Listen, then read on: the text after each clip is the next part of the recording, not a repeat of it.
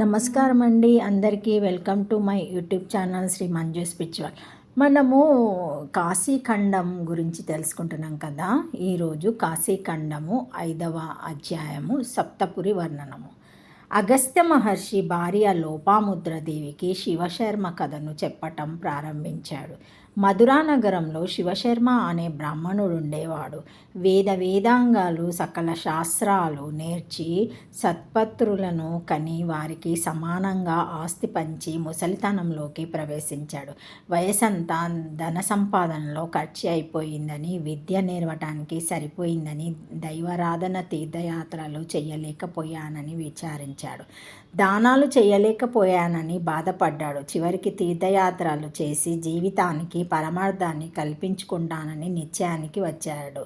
మంచి రోజు చూసుకొని విఘ్నేశ్వర పూజ చేసుకొని నానాంద్రిషార్థాన్ని నిర్వర్తించి తీర్థయాత్రలకు బయలుదేరాడు.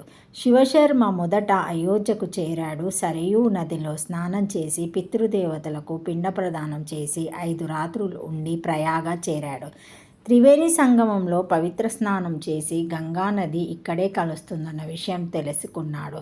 ప్రకృష్టమైన క్షేత్రం కనుక ప్రయాగ అనే పేరు వచ్చింది. సప్తపాతాలలో వ్రేలు అనుకొని ఉన్న అక్షయ వట వృక్షాన్ని భక్తితో దర్శించాడు.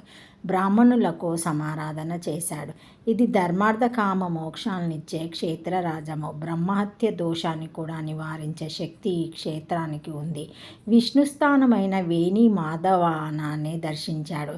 రజోరూపంలో ఉండే సరస్వతి, తమో రూపంలో ఉండే యమున, సత్వరూపంలో ఉన్న గంగా నది ఇక్కడ కలిసి నెరుగున బ్రహ్మరూపాన్ని పొందినాయి.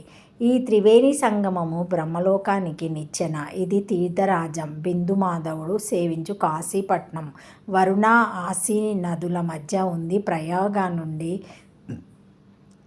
అక్కడికి చేరాడు. మణికర్ణికలో స్నానం చేసి విశ్వేశ్వరుణ్ణి దర్శించాడు. కాశీ ఎప్పటికప్పుడు కొత్తగా కనిపిస్తుంది. ఉత్తమ ప్రబంధాలలో స్రవించే రసంలాగా కాశీ మనోజ్ఞంగా ఉంటుంది. సంసారులకు చింతామణి వంటిది. ముక్తి లక్ష్మీపీఠమని ఇక్కడ సకల జీవరాశులు దేవతలతో సమానము. సప్తక్షేత్రాలు కాశీ ఒరిపిడి రాయి వంటిది.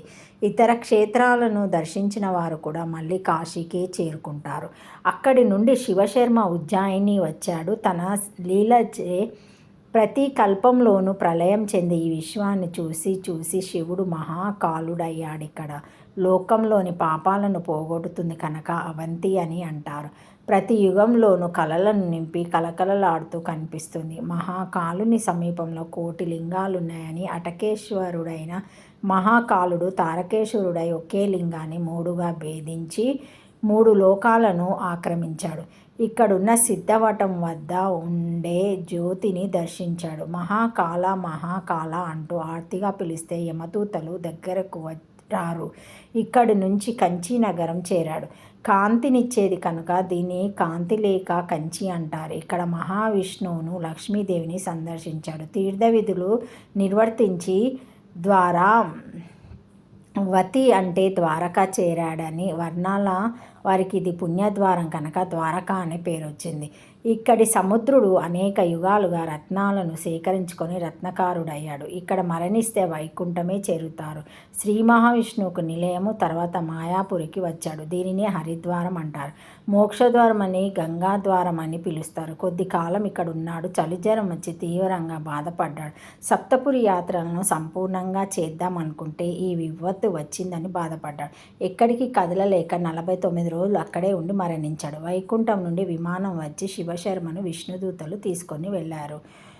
Thank you for watching my video. Please like, share, comment, subscribe to my channel. మరిన్ని వీడియోస్తో మళ్ళీ కలుస్తానండి.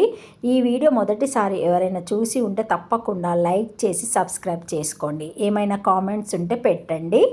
మా బెల్ ఐకాన్ బటన్ని ప్రెస్ చేసి ఆన్ చేసి ఉంచుకుంటే మా లేటెస్ట్ అప్డేట్ వీడియోస్ అన్నీ మీకు నోటిఫికేషన్గా వస్తాయి, చూడగలరు. Thank you.